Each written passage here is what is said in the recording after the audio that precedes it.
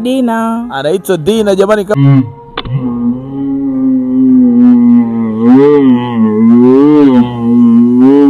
Simba wayo, piga kelele. Simba dam. Yaani hapa Simba tu. Yeah.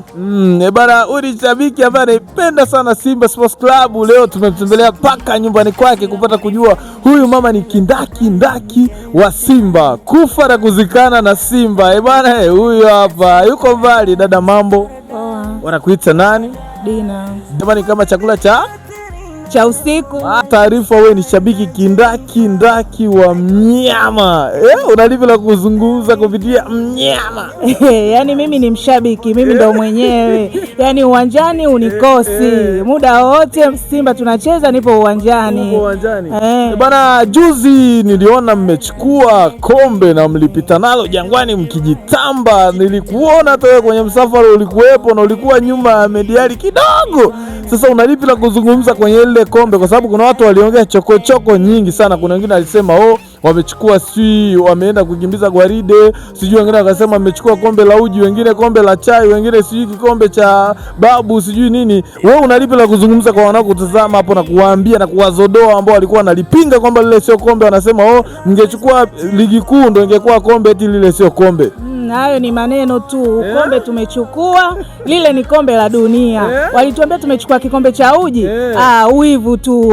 Hayo ni maneno tu, lakini sisi tulishinda na tumechukua kombe la dunia, sio kombe la uji wala la chai.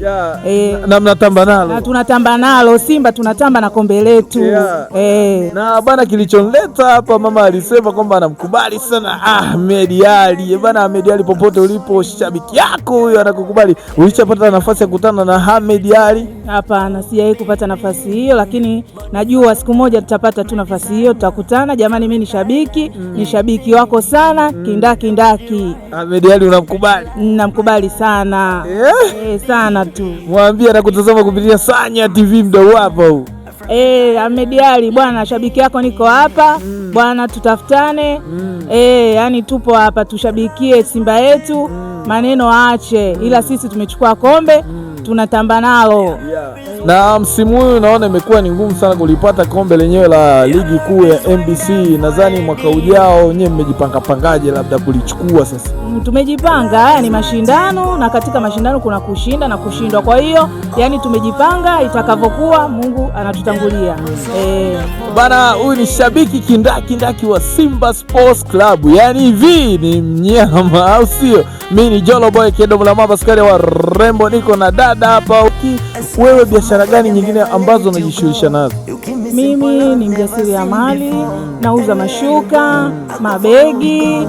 Jamani, mniungishe mashuka delivery popote pale, unafuatwa jamani, unaletewa mashuka, mabegi ya watoto ya shule, viatu.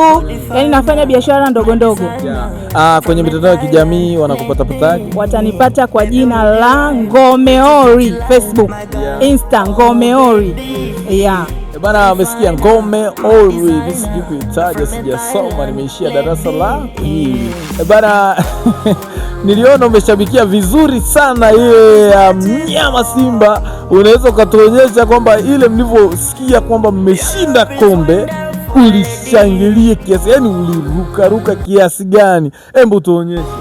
Ni